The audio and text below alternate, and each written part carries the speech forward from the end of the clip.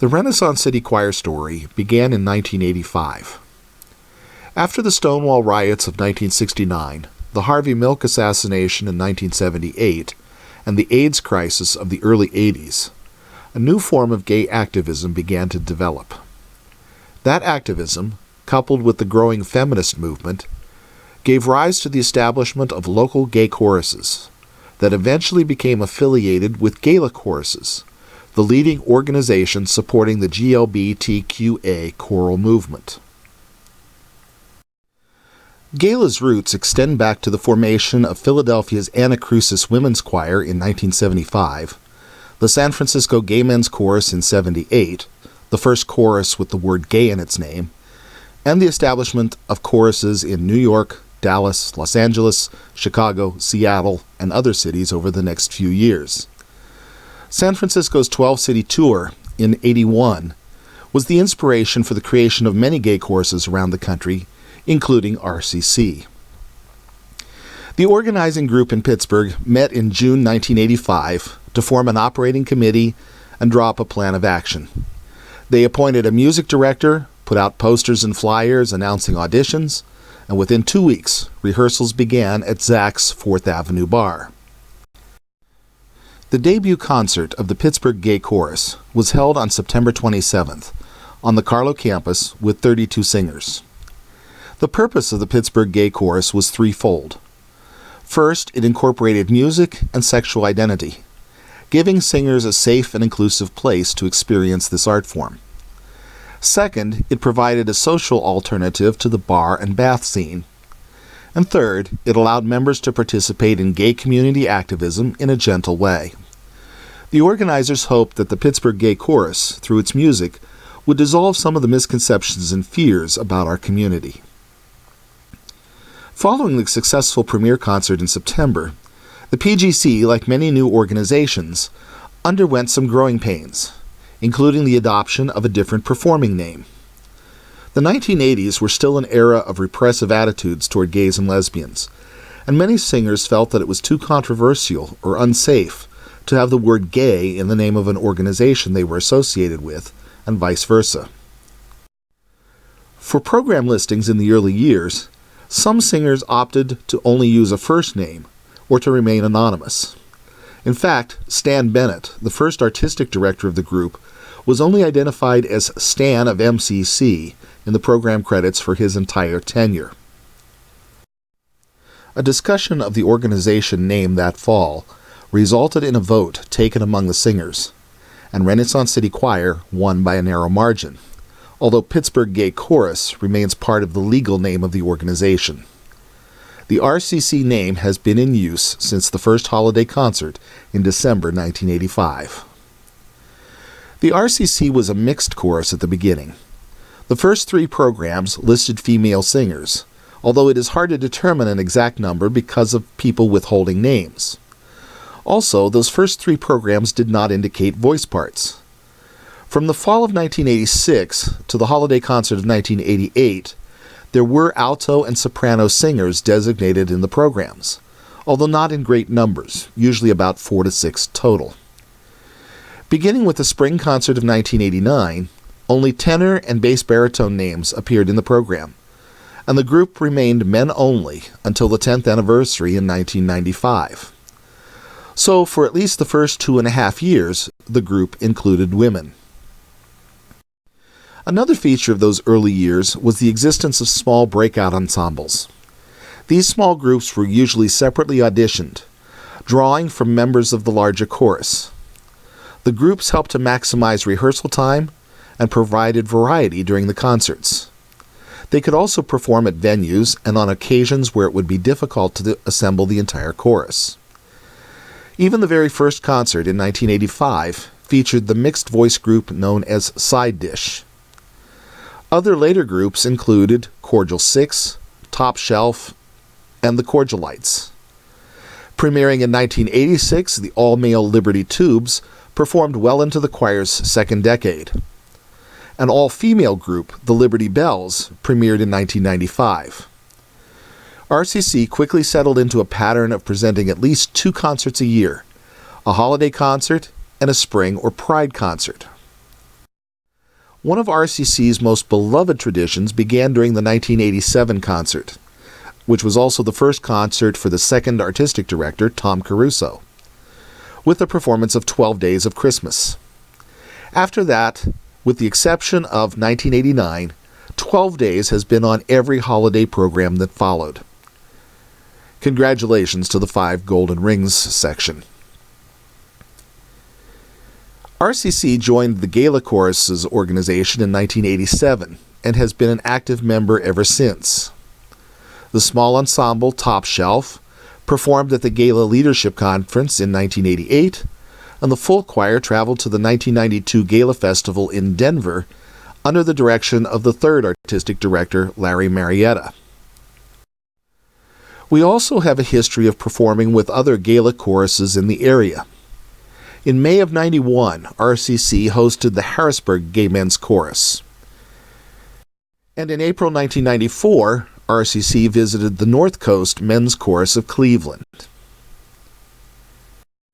Probably the largest collaboration was RCC's 10th anniversary concert in May of 1995 at the Benedum Center here in Pittsburgh, where guest groups included the North Coast, Columbus, and Rochester Gay Men's Choruses.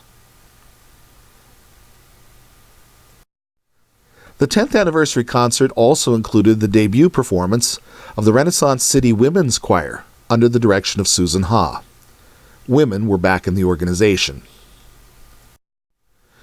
One of the high points of the first decade was the holiday concert of '95, which consisted of 2 performances at Trinity Cathedral downtown. That year, between the men's and women's choirs, there were a total of 142 singers on stage, the largest group in the history of the RCC. Not all stories about the RCC are cheery. There have been some bad times. The period from 1996 to '98 was particularly rocky, especially for the men's choir. The 1995 holiday concert was the last concert for the RCC for the very popular director Larry Marietta before he moved on to a job across the country in Oakland, California. Susan Ha, the women's director, served as the interim artistic director for the men in the spring of '96. That season included a road trip to sing with the Columbus Gay Men's Chorus on their spring concert. One of the highlights of that performance was Steve DeMarco's virtuoso baton twirling during the presentation of the song Circus Band. Unfortunately, some of the singers were not happy with the interim artistic director or the subsequent artistic director, Don McGann, who was hired in fall of '96, and singer membership declined. Financially, a significant individual donor had stopped supporting the choirs, and there were also allegations that some of the board officers were misappropriating organization funds. The group was in serious fiscal difficulty. Because of the lack of funds, the artistic director was let go in the summer of 1997. The accompanist at the time was asked to continue to lead the group, but with no pay. He was not willing to do so, and also left the organization. The men's choir almost folded. Fortunately, singer Michael Hellman stepped in and volunteered to work with the men's choir to keep it together, continuing to hold rehearsals. In 1998, there was no men's spring concert. However, the group did organize its first cabaret as a significant fundraiser and started to get back on its feet financially. That summer, Darlene Derwachter Rushing was hired as the men's artistic director. She, together with Susan Ha and a reconstituted board that included non-singing members, worked diligently over the next few years to rebuild a much more stable and successful organization. A special retreat in 1999 for singers, staff, board, and volunteers helped to develop a strategic plan and included the adoption of the tagline, "Gays and Lesbians Creating Change Through the Power of Music." By the end of the decade, the organization was on a much more solid foundation, thanks in no small measure to Darlene and Susan. Other changes that occurred early in the second decade included a change in rehearsal venue. In 1986, RCC moved its rehearsal space from St. Andrew's Lutheran in Shadyside to the East Liberty Presbyterian Church, where we have enjoyed almost 20 years as designated artists in residence. The partnership between RCC and ELPC has been a great success, and we are very happy to be able to present our holiday concerts here. Our middle decade was also a very productive one. We continued to produce at least 2 major concerts a year, sometimes 3 if the men and women held separate concerts, and added cabaret performances each spring.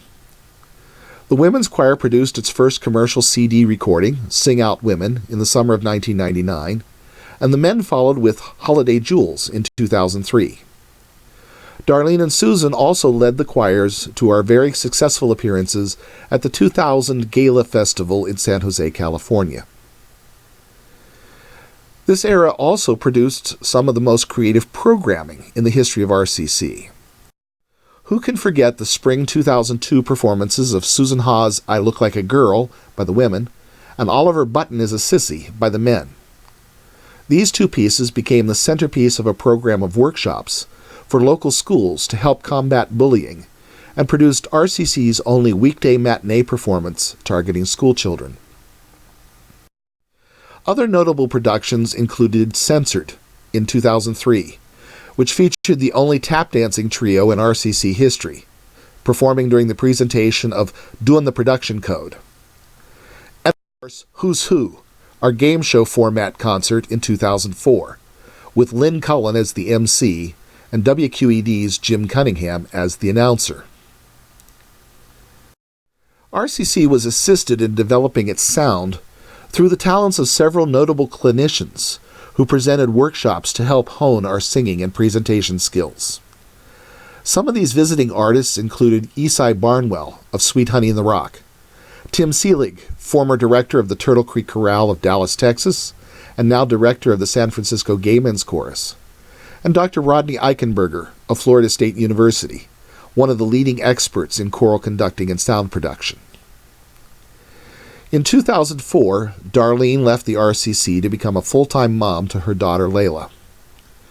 Chris Rust served as interim artistic director and led the men's choir during our appearance at the 2004 Gala Festival in Montreal, where we premiered the James Mulholland commissioned work Mementos of Millay, based on the poetry of Edna St. Vincent Millay.